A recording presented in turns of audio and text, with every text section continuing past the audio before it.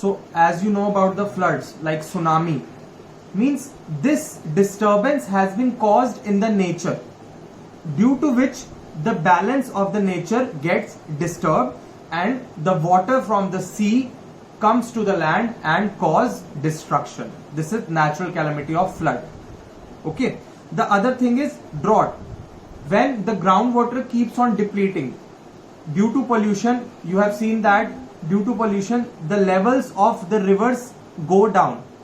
Means the rate of evaporation increases. If global warming will increase, then evaporation rate will increase. Evaporation means जो हमारी नदियां हैं वो सूखनी start हो जाएंगी, पानी इवेपोरेट वेपर की फॉर्म में कन्वर्ट हो जाएगा. So this will lead to less availability of the water, and when water is less available, there will come a time when the water level is below the normal level, and which will result in drought. Drought means सूखा पड़ जाना, पानी की बिल्कुल availability ना होना. So this is also a consequence of deforestation, because if trees were there, so they will be holding the water,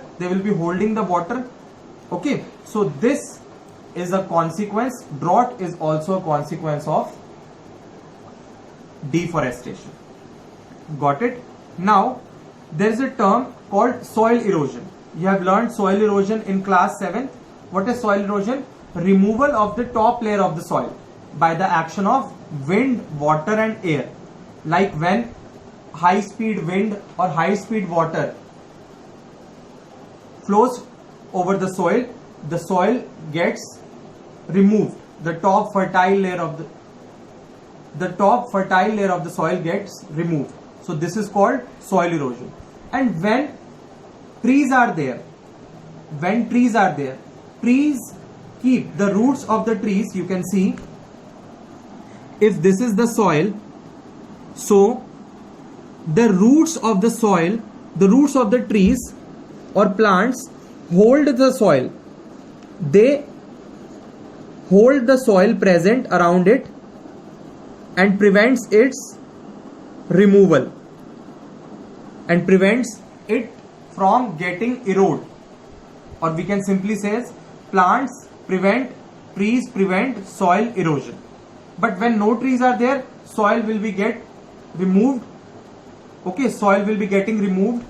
So this soil erosion, when it will be happening over a longer period of time, so the top fertile layer of the soil kept on removing, this will lead to desertification. Desert means Registan. You have known desert, and desertification means removal of the top fertile layer of the soil due to soil erosion, and gradually the land gets covered into a desert.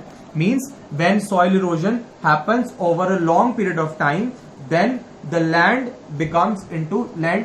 gets converted into a desert. So this process is called desertification. Got it? Now what other consequence will be there of deforestation?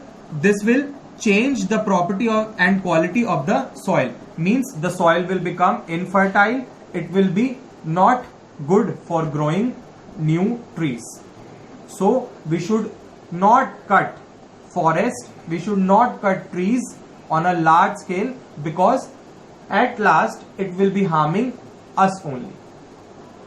Okay, as we are facing various consequences of deforestation like global warming, floods, droughts, cyclones, so we should prevent this. Now there is a term called biosphere. Biosphere is that part of earth in which all the living organisms live. Like, what are the living organisms? Plants, animals, human beings, microorganisms and various other small forms. So all these living forms live in that part of the earth which is called biosphere. Biosphere means the part of the earth in which all the living forms exist, like water, land, air. So this comes under the category of biosphere. Now next is biological diversity or biodiversity. biological diversity or biodiversity. Now, we know that there are different types of life forms, different types of organisms, living organisms found on earth. Like we have plants, we have animals, we have microorganisms, small single-celled organisms, we have human beings. So this variety of organism living on the earth is known as biodiversity. Diversity means variety and bio means living. Okay, bio means living, diversity means variety forms. So all the living forms living on the earth is termed as biodiversity. Now we are dependent on plants and animals, and similarly animals and plants are also interdependent. So we share a kind of interrelationship. We are dependent on others. Like for food, we are dependent on plants. Okay, animals are also dependent on plants for food. Plants are dependent on us for the availability of carbon dioxide. Similarly, microorganisms are dependent on soil.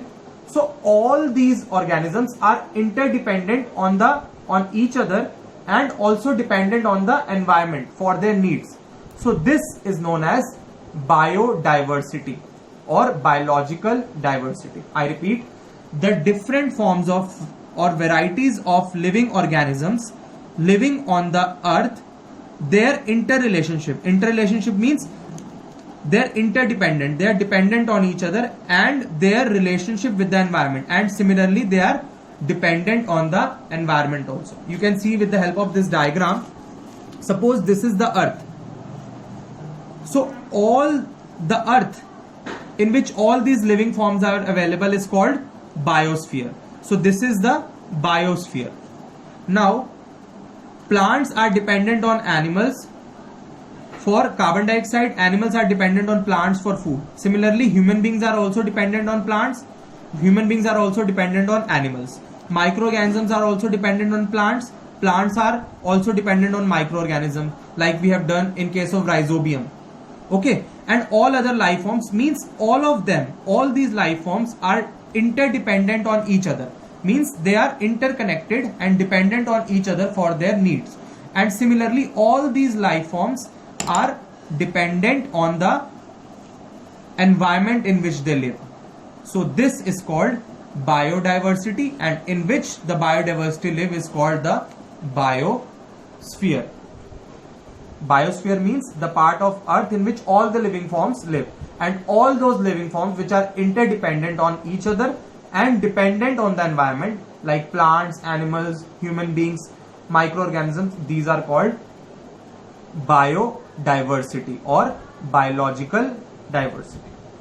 Thank you.